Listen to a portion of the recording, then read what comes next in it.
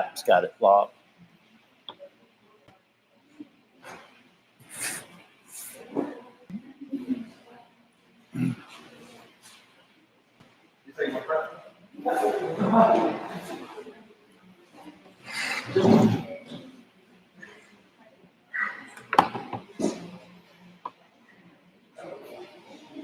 It's like an Etch a Sketch.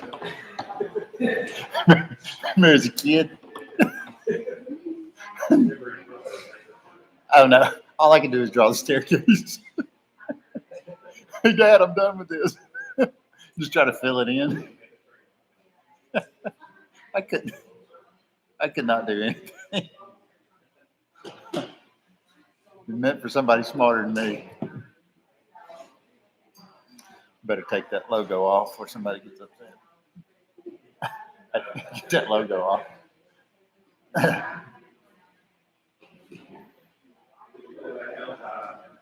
Yeah. Do what? Yeah, maybe.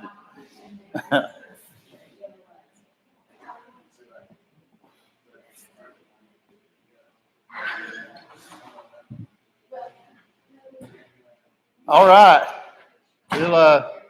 We'll get going tonight on 1 Peter. We'll see how this goes. I hope everybody online can hear me. If you can't, text Bill. Because I'm not going to do any good for you to text me. So, Bill, if they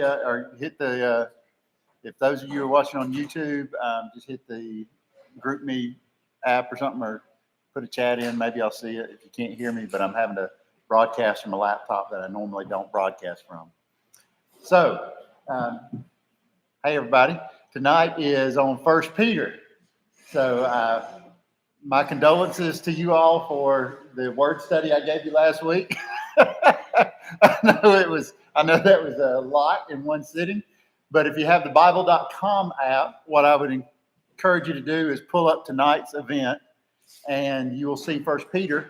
You can say in the app, which I am, because I forgot my laptop tonight, I'm actually demoing or using my cell phone to do it. But you can click on save in the upper right-hand corner, and it'll actually save it to where you can go back later and actually replay the video or any of the other things that I have on there. So no big deal there, but just wanted you to be aware. For those of you who are new or first-time callers, as they say on the Rick and Bubba show, what is it? Monkey grass? Is that it? Monkey grass. So just to give you an idea about what we do that's different. This is not the traditional, quote, Bible study. I'm even venturing away from taking the word family Bible study out of it because it's really about the scriptures.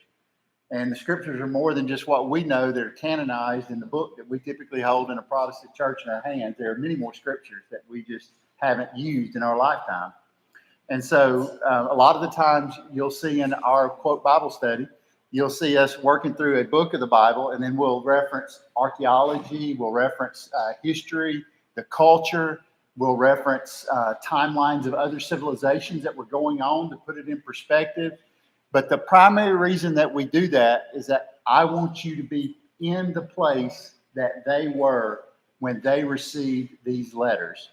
So like in 1 Peter, tonight, I'm going to try my very best to give you an idea of what it must have been like to have lived during this time that Peter was writing into, so that whenever you read this, you can take your Western goggles off and you can put your time travel goggles on, and you can go back in time and you'll spend time in what is now modern day Turkey.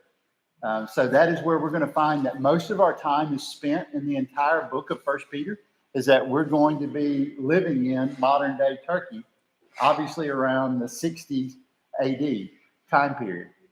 So with no further ado, what we'll do is talk about first a little bit of background around the scripture, and then we're going to get into what happened geographically, and then we'll talk about some of the experiences of the people, and then we'll go through probably just the first intro of the letter. Literally, within the first two sentences, you'll be like, Chad, how in the world are we going to make it through this book in any amount of time? Because you're going to be like, come on, Chad, move. And I'm going to be like, no, we need to get this part. It's that important. So the first thing is, Who is First Peter written by? Trick question. We don't know. The actual answer is we're not 100% sure. And you're like, no, Chad, it says right in the very beginning, it says, I, Peter. And, we know it's Peter. We're not 100% sure. The reason I say that we're not 100% sure is men and women much smarter than me who study this for a living and get paid to do so have found discrepancies in the writing styles. And specifically in some of the historical artifacts embedded within the book, they have found some discrepancies that can place within it a timeline that possibly someone else, possibly Paul, had a significant influence on this book, the Apostle Paul. I would tell you that after what background research I've done and other things, I attribute it to Peter, being penned by Sylvain, his servant, his friend. So if you don't know, typically how letters were written during this time period is it was not as you and I would write a letter to our friend. Who writes letters anymore, right? I write postcards occasionally. But in our modern day and time, we would just sit down and we would craft a letter and we'd write a letter to somebody and say, hey, how you been doing? All those kind of things, right? That's not how letters were written during this time period. Letters were very, very valuable and they were very hard to come about. And so whenever we would write a letter, what we would actually do is we would sit down with a team of people and actually work through these things. Because even though they may not have understood that they were going to be included in the Protestant Bible, they understood the significance of what it was that they were writing. And we actually have historical documentation proving that they would sit down with literally scribes and other people of good knowledge, and they would go through the letter and they would actually restructure the letters before they would send them out. Because what they knew is that these letters would be sent from church to people group to home church, and it would just be transported. They didn't have the book face. They didn't have text and all the other stuff. It was just, how do I get this scroll from one to the next? And so letters were extremely important, and they were extremely difficult to write because oftentimes the letters would be written on an animal skin of sorts, and so you would not waste that. This is not something where you would go in and just randomly go about a process and crumple up a piece of paper and throw it away. They were most often written on clay tablets to begin with. If you watch the Chosen series, one of the things that you'll notice is young Matthew, the disciple of Jesus Christ in that series, is actually portrayed as one of his stenographers, for lack of a better way to put it. And he's walking around with these tablets all the time. Those are clay tablets. And that's very historically accurate within the Chosen series. If you watch that, and so I just encourage you, if you see that, it's not like chalk and all those kind of things that you and I think about. So this letter was written, we will suppose, by Simon Peter. Peter is a very interesting character.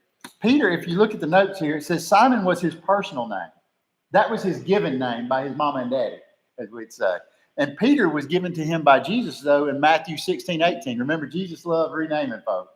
I wish I knew what his name would be for me. I'd like to know right now. That'd be kind of fun. I'm afraid what he might call me. He might call me Son of Thunder. And Son of Thunder is not a name you want. That was not a term of endearment.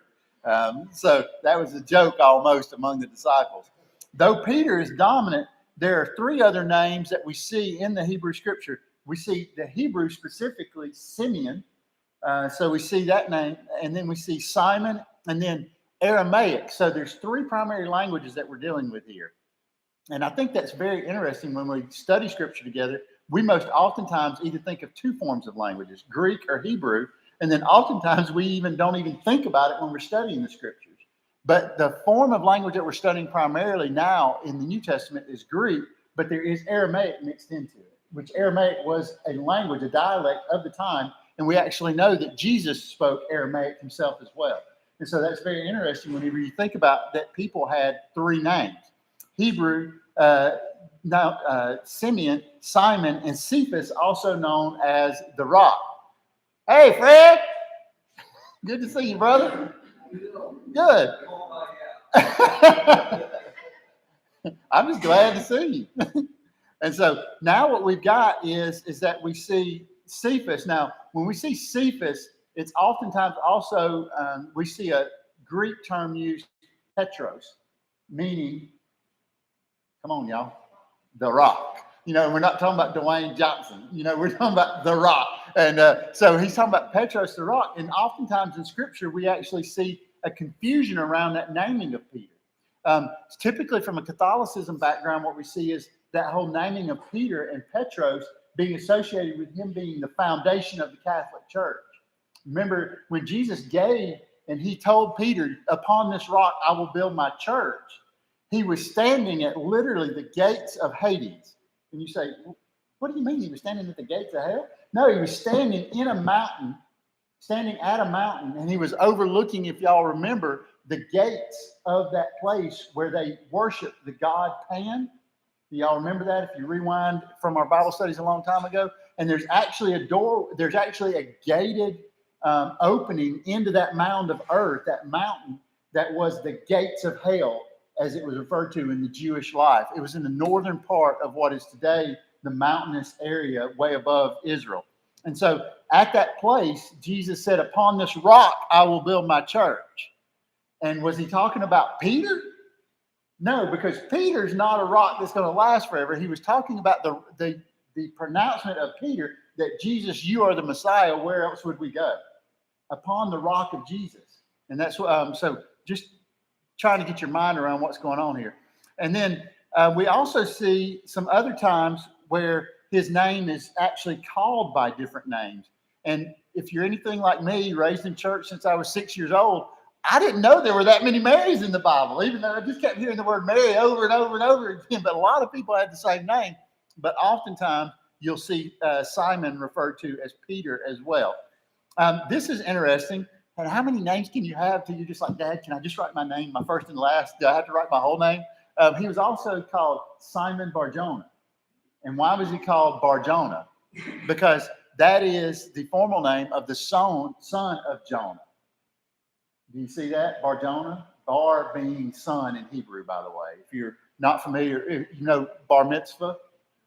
So you get the idea there, son. And so the son of John, or Jonah, John, as we would say it in English today. And so as we look through what's happening, we come to know Peter in his very early stages of his life in a biblical format. In what city? What was his hometown? Capernaum, the fishing village. Do y'all remember Capernaum? We studied Capernaum a little bit. Capernaum is this little village on the western shore of the Sea of Galilee, the Lake of Gennesaret.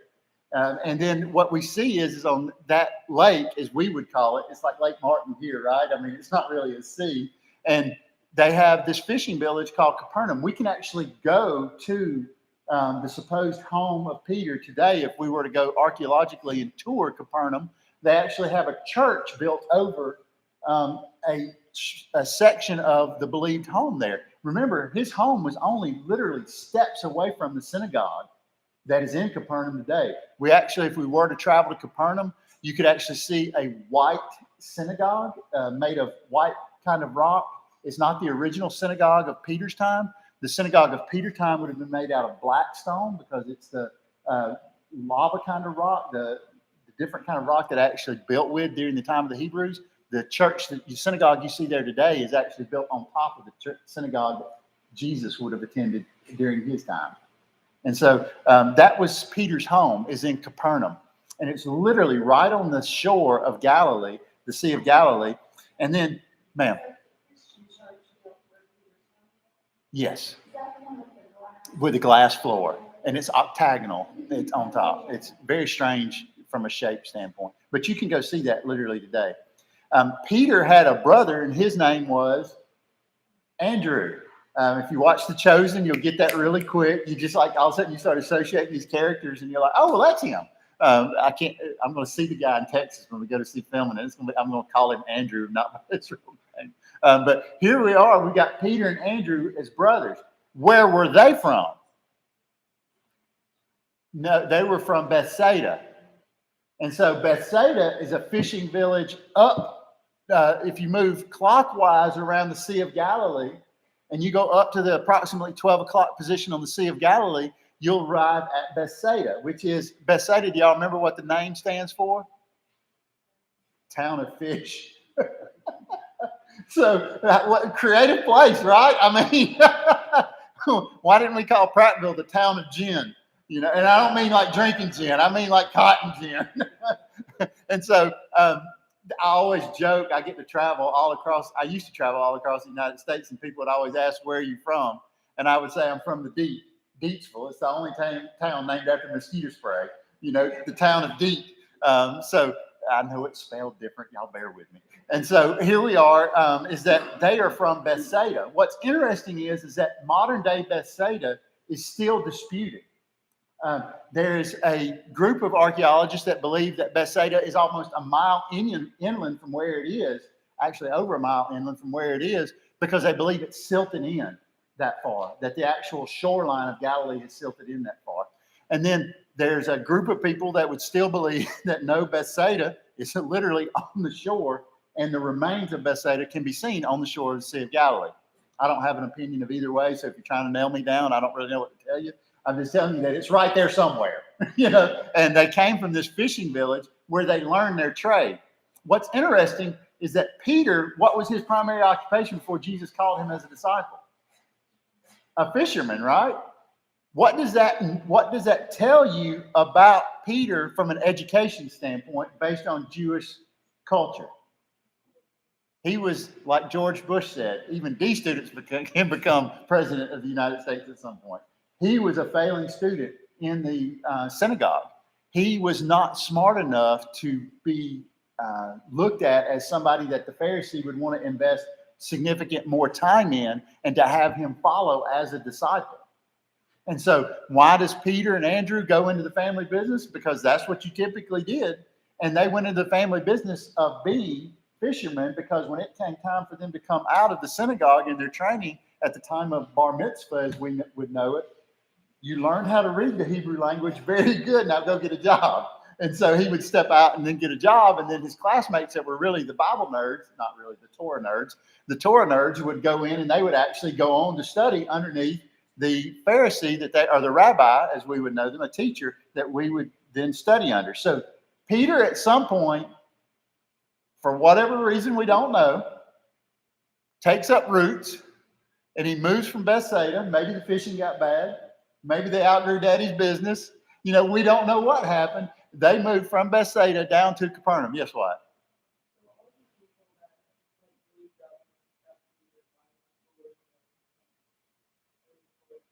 Yes.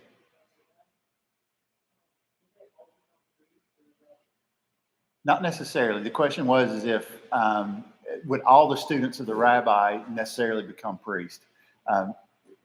No, because some of the priests typically were associated with the tribe of Aaron, the tribe of Levites, that were served in the temple. Most of the priesthood at this time period of Jesus, about the time that we're seeing Peter, were actually paid by Rome. And so the true Levitical priesthood was still serving in the temple, but the leaders of the temple were paid for by Rome for the most part. And so not necessarily would you become a Pharisee or a Sadducee. Most likely you could become another teacher, or you would become a teacher in another town, as an example. Okay.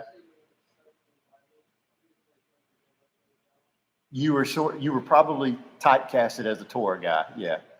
So here we are. Peter is dropped out. He's fishing for a living, and Peter gets married. So Peter moves to Capernaum, meets a nice gal. They get married, and there's Uncle Andrew, and brother-in-law Andrew, and there's his wife, and Peter's mother-in-law lives in Capernaum with them. Just me. I'm reading in between the lines of scripture here. Just me, I have to think Peter met a nice girl on the fishing trip. Liked her mama-in-law's cooking. She said, why don't you come home and visit mama and daddy? They went home. He thought, this is a pretty nice little town out here, and I'm sort of tired of growing up in Bethsaida. It's got nothing left for me. Does that seem like something that would happen nowadays? I mean, my boys have said, I asked them, I said, do you want to live in Deepsville whenever you get older? Some of them said, yeah, I do. Others of them said, no, I want to go somewhere. And I'm like, hey, I understand. You got to go somewhere at some point. So I went there and I came back. So here we are, is that Peter is married. And we know that because at some point in the life of Jesus, we see that Jesus heals Peter's mother-in-law, right? And so, again, we know that they're living in an insula, a Hebrew habitat where mostly Hebrew people would live with your families, and they would have rooms built off the insula. They would live with one another. And so here we are, is that we also see that both Peter and Andrew were accustomed to John the Baptist. Now, John the Baptist is that crazy cat that we studied a few whiles ago when we studied the book of Luke that proclaimed that the Messiah was coming. Remember? And he was the one that stood out in the desert and he ate locusts and honey and he wore camel skin clothes and all that kind of stuff. And he had long hair because he didn't participate in the Nazarite vow. And here's John the Baptist proclaiming, and Andrew and Peter would have known Crazy John, as they call him. So when you think of Peter, though, I want you to think about two, would the word epoch be right here? Somebody, grammar nerds, two stages of, I look at my wife because I have to have her as my checker. Epochs of time of Peter's life before he met Jesus and then after he met Jesus, and then literally like we see something change after the resurrected Jesus, right? So we don't know hardly anything about Peter's life before he met Jesus. What we do know is what happened when he met Jesus. And that was like, wow. I've got one of my good friends that I often refer to, and I say, you're just like Peter. And I'm glad he studies the Bible, but he semi-knows, oh, that means I got a big mouth. And I often say something before I should say something or whatever. That was Peter. Peter had no problem like, let's smack him down. You know, Peter's the one that cut the dude's ear. If you look at the little image that I put up here, the middle image is of the guy getting his ear glued back on by Jesus, because who hit him? Peter, slopped his ear off with a dull sword. And so here we are. We've got this guy named Peter who grew up fishing all his life. Anybody in here ever known any professional fishermen for any length of time? I have. And they are a salty bunch. I mean, it's like pre-Navy. If you want to be a good Navy man, be a good fisherman up front. So I just have some preconceived notions about probably what it was like to be around Peter. But then we see those literally being confirmed in Scripture whenever you see he's quick to shoot off. He's quick to question. At one point, Jesus even tells Peter, get behind me, Satan. He calls him Satan. How would you like that? The Messiah that, calls you Satan. It's like, oh, could you call me anything but that? And so here we are. We've got Peter, this guy that's really rough around the edges. Pre-Pentecost Peter, I imagine, was a pretty hard-working fellow. You got to stay in the fishing business. You don't just get by. You got to go out and get busy. I think he was probably pretty opinionated. He's quick to take action, and I'd probably label him as pretty headstrong in the end game. Post-Pentecost Peter, though, that's the Peter we're reading from. First Peter. That's the Peter that we're getting to interact with. What's Peter's look like a little different? He becomes this brave and fearless person, but without violence is what we see. It's like the violence moves out of him in some way, the physical violence as we know it. He becomes outspoken for Jesus, compassionate toward people. I don't know how you see Peter before the resurrected Jesus, but I see Peter as kind of a guy that he wouldn't care if he hurt your feelings a little bit, as long as it was the truth. That's how we excuse it, right? Well, I'm just telling you the truth. And I can imagine Peter being one of those guys. But now, post-Pentecost, we see a life with purpose. So let's look at the big picture of Peter. The big picture of Peter is I've just cut out a few verses here just to give you an idea if you don't know who this man is. Peter is called to leave everything and follow Jesus in Matthew 4. Literally, Jesus meets him on the seashore and he says, follow me. And you're like, is that the first time Jesus interacted with Peter? I personally struggle with believing that that's the very first time that Peter had seen Jesus. Possibly so. But I would be more apt to see that maybe Andrew had been, come here, Peter, I want you to listen to this guy teach for a little bit and listen to him. And had seen him from a distance maybe, but never had really interacted with Jesus. And then Jesus comes up to him and says, follow me. Then we see Jesus interacting with Peter and his mother-in-law. And you can imagine what the impact must have been on Peter to know how sick his mother-in-law was, and then to see her healed like that. what that impact must have been like. Then we see Peter, along with James and John, at the raising of Jairus' daughter. That must have been like, okay, my mama-in-law was about to die. She had COVID and had the fever, and now here is Jairus' daughter. She was deader than a doornail, and Jesus walks in and he raises her from the dead. This guy can literally raise people from the dead. You see what Peter's formation of who this guy is starts? I mean, do you remember Galilee? Not Galilee, the wedding feast at Cana? Peter was with him when he changed water into wine. It's like, whoa, who is this guy? And so as Peter continues on in Matthew 16, he confesses Jesus. Jesus asks, who am I? And Peter says, you are the Messiah. And in Hebrew language, we read that in New Testament, which was written in Greek, which was spoken among two Hebrew guys in Hebrew. They weren't probably speaking Greek to one another. And he says to him, you are the Messiah, the one we have been waiting on for hundreds of years. And Peter confesses that to him. And Jesus says, I am who it's like, Papa, I am who you say I am. Yes. Huh? How old is Peter? That's a great question. Whenever I was raised in Sunday school, Peter was an old man. That's how all the pictures that I was raised in Sunday school with showed Peter. Peter was most likely, though, one of the oldest disciples, and probably only at best in his early 20s, but most likely 19 or 18.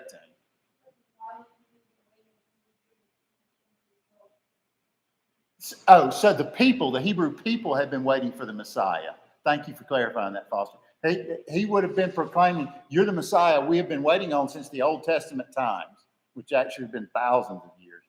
Okay, so now what we see is that Peter also is rebuked by Jesus within just a few chapters there. And then we also see where Peter sees Jesus at the Transfiguration on the mountain. Do you remember that? Where he's literally on the mountain and these other two guys show up and Peter's like, hey, we need to build a house for y'all. Hey, Dave. And then Peter responds to Jesus at attempt to wash his feet. You remember Peter was the outspoken one that said, no. If anybody's going to wash anybody's feet, I'm going to wash your feet. And he says, no. Jesus says, no, I will wash your feet. And then Peter says, well, then wash all of them, which is kind of awkward. Yeah, how about Peter? We just wash your feet. I can imagine Jesus might have looked back and said, I'll just wash your feet. How about that? So Peter, then if we go on to see Peter's denial shortly thereafter, right? That was at the, quote, Last Supper where Jesus washed the feet of the disciples. But then within literally a night of the washing of the feet, y'all do see that, right? I mean, they leave the Last Supper like super fast. They walk out. Jesus literally is like, we need to go. He says that to him. We need to go now. They walk out in the streets of Jerusalem and they walk down to the Garden of Gethsemane. And within a matter of hours, Jesus is brought before Caiaphas and the cock crows 3 times upon the denials of Peter. Literally within hours of having his feet washed. Have you ever thought about that before? That's really, some reason in our minds, it's like we jump a couple of episodes and it's like, man, it was just within a matter of hours that all happened. Peter actually falls asleep in the Garden of Gethsemane at one point. Jesus says, can't you even stay awake for a little while? I know you just got fat on lamb and bread, pita bread, and all this other kind of stuff. We just had Passover dinner. But can you just stay awake for a little while?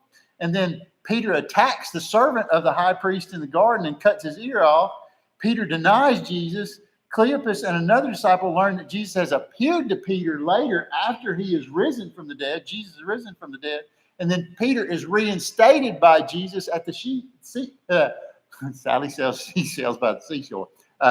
He reinstates Peter at the seashore and says, do you love me? You remember that 3 exchange? Do you love me? Do you love me? Do you love me? You know I love you, man. So that's the Peter that we're dealing with here, y'all. I want you to make sure you got that in your mind. So as we dive into the very first line of the letter, we see immediately some key facts about the audience that should impact our understanding and timeline of how we should be thinking. Look at what Peter writes in 1 Peter 1:1. Peter, an apostle of Jesus Christ. Now, to be an apostle of Jesus Christ meant you had to what? Not quite. You had to be with him during his earthly ministry to be an apostle of Jesus Christ. You say, whoa, whoa, whoa, whoa, whoa. What about Paul? Ain't he the apostle Paul? Is that what they call him? And he wasn't with him. He was against him. Well, Paul, if you'll read in your book Bible, what you'll see is that Paul actually spent 3 years in the desert of Arabia upon his conversion and actually learned directly from Jesus in that desert for 3 years. And we skip that in all our Sunday school lessons, right? I mean, there's no hardly mention of that, but it's right there in the text. If you were to if you go back and you rewind the Damascus Road experience, you'll find that. And so Peter, an apostle of Jesus Christ, to the chosen, who are residing temporarily in the dispersion in Pontus, Galatia, Cappadocia, Asia, and Bithynia. Now, here's what's interesting. Peter was not only a self-proclaimed apostle of Jesus Christ, but Peter was recognized as an apostle of Jesus Christ because he was part of the Council of Jerusalem. Whenever you say, the Council of Jerusalem, I've never heard that in my Bible before. You have. You just skipped it real quick. The Council of Jerusalem are those of the apostles that stayed, the disciples that stayed behind in Jerusalem whenever Jesus told them to scatter. And so a group of them stayed behind in Jerusalem for quite some time. I don't have a definitive number for you. And they stayed in that council together, and you would see other people come to talk to them as they were preparing to go out and do mission work. And you say, really? Yeah, Paul, remember? Paul gets in a heated argument with Peter at one point in the council. And Paul finally says, you can say what you want to say. I'm just really here as a courtesy to tell y'all I'm going to talk to the Gentiles. And at the end of the day, that's what Paul ends up doing. And Peter's like, well, he's going to go. There he goes. And so here we are, is that this is Peter. He's not at the time of this writing. At the time of this writing, to be clear, most likely Peter was in Rome, physical Rome, as we know it. But this is the Peter. He's apostle. And look, it's considered Paul that went before them to be labeled an apostle. Recall, you had to be with Jesus. And notice what name Peter uses. Did you notice the name that he used? He used the name that Jesus gave him. He didn't use the Hebrew name. He didn't use his Aramaic name. He used the name that Jesus gave him. And he says his name given to him by Jesus, that was the rock as we know it. It's translated as well. But this is an interesting little piece of verbiage here. The chosen. The chosen. This is such an interesting word and creates such a large theological concept that many people run to ground with all kinds of logical conclusions about its outcome. And so you might have some people, and what I mean by that, you got some people that say, oh, well, some were, God knew them before they were, and you've got people that ascribe to, well, you were known, and it was known before you ever were born whether or not you were going to be saved by Jesus and whether or not you were going to go to heaven. And you've got people that will run, they will literally divide churches over these concepts. And so what we see here is the word chosen specifically being used. And what I did, and there's a link there if you ever want to go to the Logos Bible study software. And if I had my laptop tonight, I meant to show you. But that next paragraph has an actual link that will launch the Logos Bible study software and launch it into the actual translation of that Greek word, the chosen. The Greek translation of the word is eklektos. I speak Hebrew better than I speak Greek, meaning the chosen, the elect. And the closest Hebrew translation is Bachir, God's chosen, from Isaiah 43:20. To give a drink to my chosen people is an exact quote out of that. And this word is used some 22 times in the Greek translation of the New Testament. So we see this word chosen as you have been specifically set aside for. Do you see the verbiage being brought out there? The chosen in that way. Now, why is this important? Historically speaking, we're at a time period that people pronounce it in different ways. The diaspora, the dispersion, the exiles, What happened is at this time, the Jewish people were essentially, how could I put it, demonized. They were looked down upon. They were scattered. They were moved out. And essentially what we're seeing is the Jewish people have been pushed out into the nations. And they've left what we would know as modern day Jerusalem primarily as their place. Now, we know that there was already a dispersion, a diaspora of the Jews occurring before the time of Jesus. And you say, well, how do you know that? Do you recall in the New Testament, whenever they talked about the Passover feast being in Jerusalem, they talked about all the people from the different areas that came in. And those were areas far outside of modern day Palestine and Jerusalem as we know it, Israel as we know it. And so this dispersion had occurred many, many thousands of years before. Remember, this started with Nebuchadnezzar in Babylon. Remember how he took, and we called them exiles at that point, into Babylon. But what we're seeing is this dispersion. And so Peter is writing to those chosen people that are in dispersion. Now, it's interesting, the diaspora, as it's there referenced from a language dictionary that I looked up, the spatial property of being scattered over an area. I love how people make fancy words. They were all spread out. That's how we'd say it in Alabama. They were spread real far out. Especially use those who trust and ally themselves with the God of Israel and are not currently in the land of Israel. So, do you think that could qualify? Some of these people could qualify as being in the dispersion now, based on that definition? If you were Jewish, you could. Very much so. The diaspora, as it is known, involves scattered Jews from Italy, what we know as Italy, all the way to Babylon in this time period. Okay, I want you got me? I'm talking about the time period that this letter was written. There were Jews as far away as modern day Italy and all the way to what we know as Iraq. Okay, and they were scattered between those places. And those Jews, if they were able to, they would be able to come to the Passover. If you're interested, you can actually link to that academia.edu. And there's a really interesting paper on the dispersion, and it goes into a lot more detail. Now, this is the landmass that we're dealing with. If you'll look here, this is modern day Turkey, and this is an overlay topographically of what the primary cities were in this time period. If you'll notice, here is Pontus, Bithynia, Gia? That sounds like that guy on a Christmas movie. Galatia and Cappadocia. And then if you look right here in this section right here, this is what, when we say the word Asia, this was Asia to Peter. You capture me? And you and I think about Asia, we think about where typically? China. We think about places way this way. In Peter's time, they thought of Asia from the Roman Empire in this little spot right here. We studied the book of Ephesians together. Ephesus is the city that we studied there. It was in Asia of Peter's time. Does that make sense? Okay. So as we read this, let's go back up here. Look at what it says. 1 Peter 1:1. Peter, an apostle of Jesus Christ, to the chosen who are residing temporarily in the dispersion. Temporarily. What do you mean? Why put the word temporary in there? Where are we going back to? Hopefully. If not Israel, where? Where's your real home as a follower of Jesus Christ? Heaven.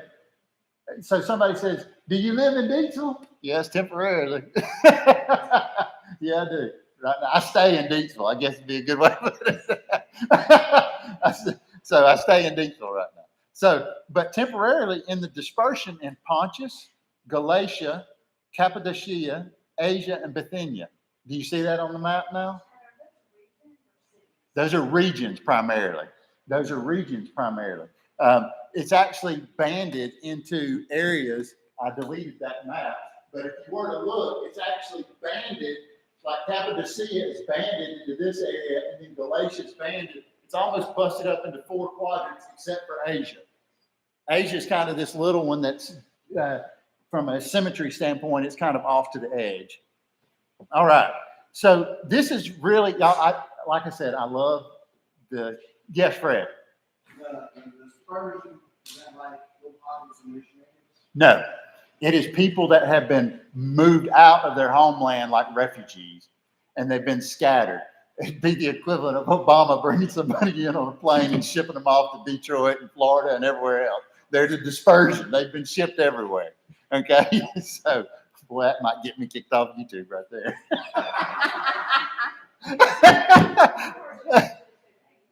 Aliens, yeah. yeah. Foreigners, isn't that interesting? So you're saying temporary, do they need Israel or do they need heaven? We don't know for sure. It could be one of the two, literally. Because the hope is that as a Jew, we would come back to the promised land. Because that's really, as a Torah following Jew, I'm going to come back to the promised land that we were given by God. This is one of those things that I thought was just fascinating, and it puts me in the time period, and it gives me an image of what it must have been like to be there. This is modern day Cappadocia, and it's hard to see, but do you see the holes in the mountain? Has anybody been there, by the way? Have you been there? Tell me about it.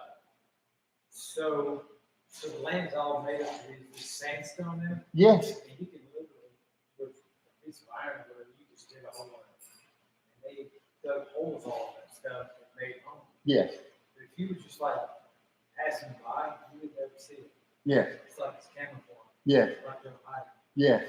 And so Cappadocia is this place, to Wes's point, where we have, and I'm gonna play a video for you guys. Let me see, where's it at? There it is, right there. Let me bring this video up.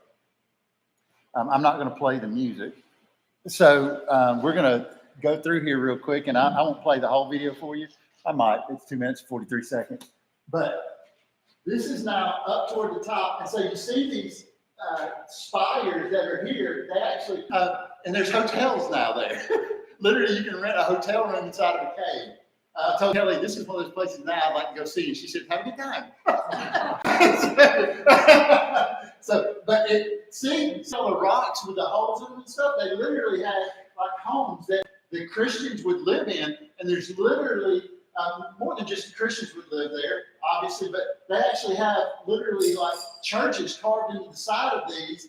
And then you can go in and see they have the decoration of, now this is obviously after the time of Peter. They didn't decorate like this during the time of Peter. But you see this here in this land. And what's neat is they surmise that all this is from volcanic ash that has quickly eroded away, relatively speaking, leaving these spires of stone that are just like, they say almost like artistry. You look at it and it's like, this looks like something out of an artist painting book because they're high spires and they have all these, see them? And there's just carvings all throughout that you can go in. The deepest one that they have found that we're aware of is 18 stories deep. The highest home that we're aware of is 7 stories high within the home. So just an idea, it's a big tourist place now. They have hot air balloons. They have a hot air balloon festival. They have all kind of great food. All these things happen in Cappadocia. It's actually a pretty trendy blogger kind of place.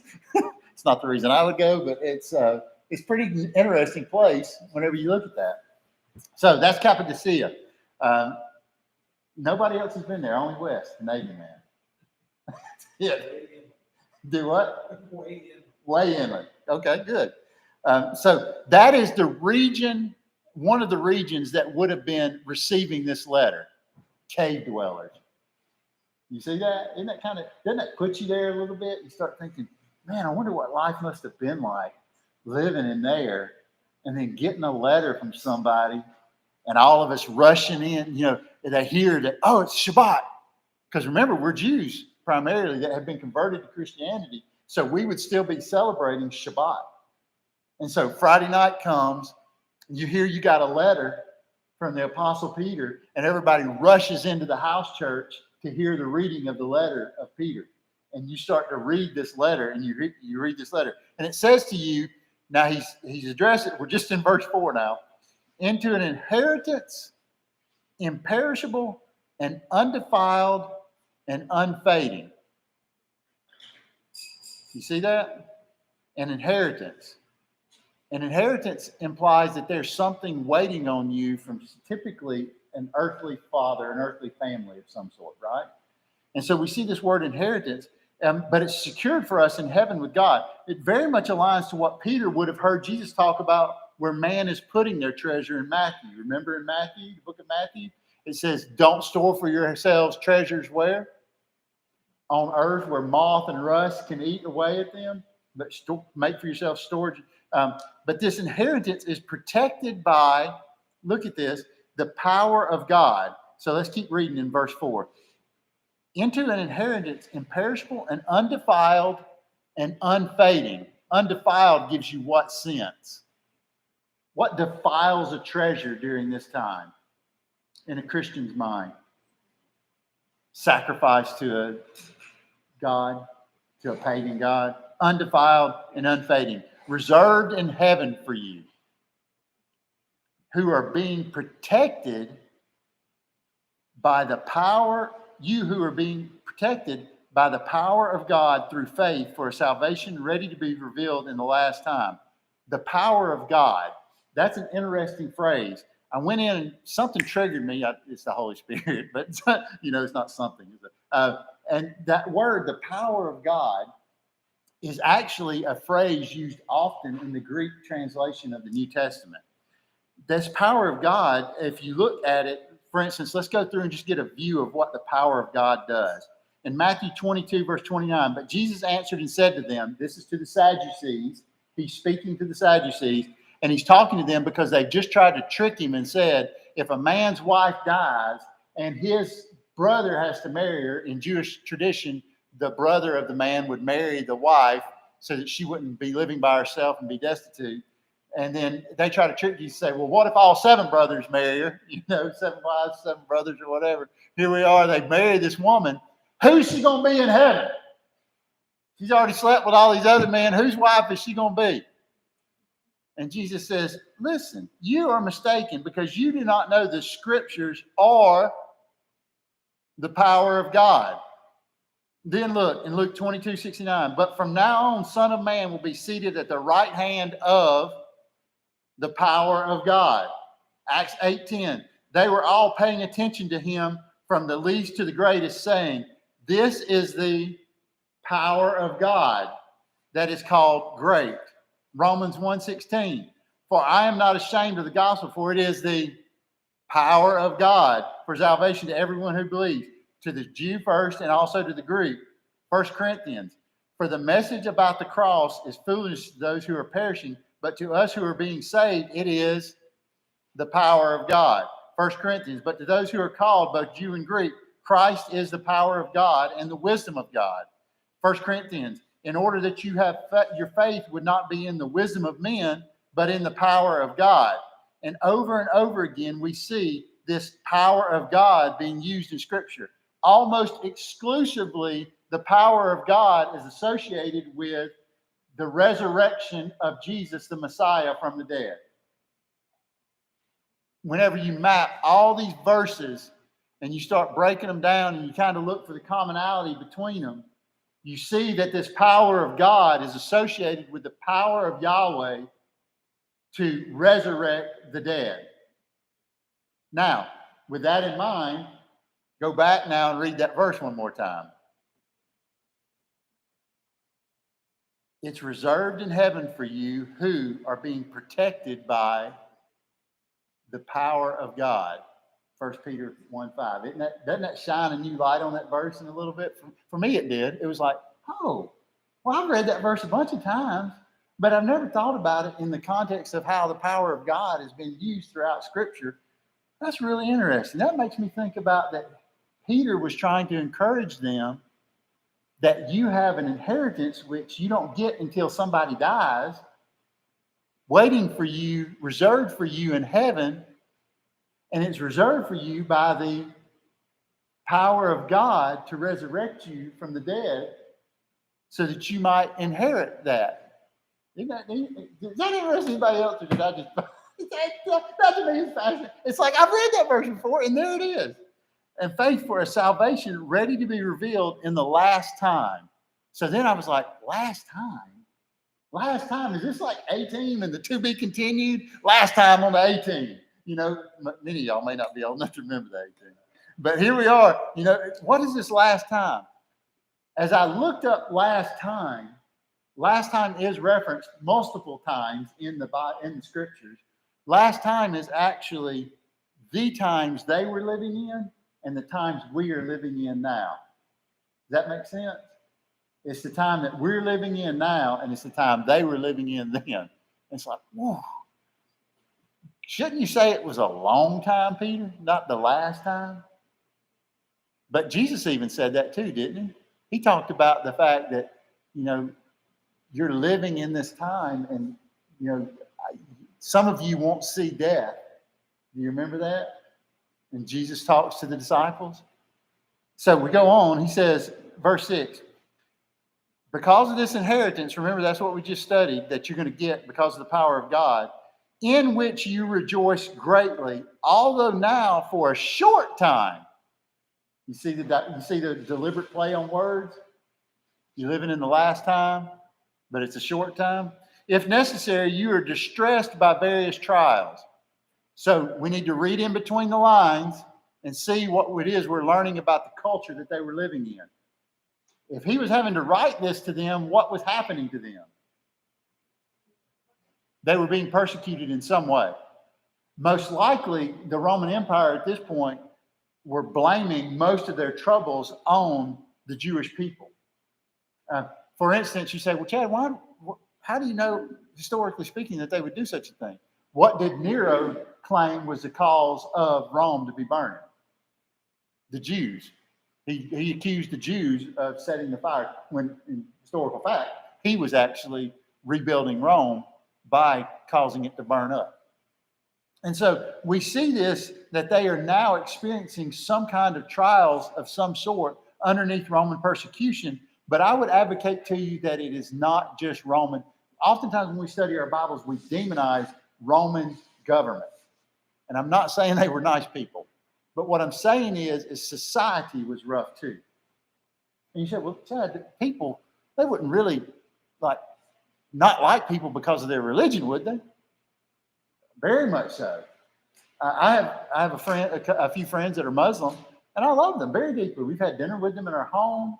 We've enjoyed spending time with them. I consider them genuinely men that are my friends, that if I called on them today and said, I need your help, or I need to talk to you about something, they would give me wise counsel. They would give me good advice. They would be friendly to me.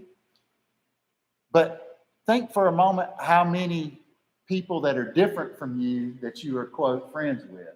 And it's probably not, you probably don't have a long list of people that are a lot dislike you that really are close friends. And so these people, remember, these are Gentiles and Jews who have been dispersed out of their homeland. And if you're a Gentile, that means you have converted from Roman, Greek mythology over into the worship of one God, Yahweh, through his son, Jesus Christ. And now you have completely become the antithesis of what Roman lifestyle looked like, in that if I am a slave master, I'm supposed to treat my slaves with kindness. If I'm a man, I'm to treat my woman as if she is my wife, as if she is as important as the church. Do you see that? And so societally, these people in dispersion are like completely polar opposite than most of the people that they're around.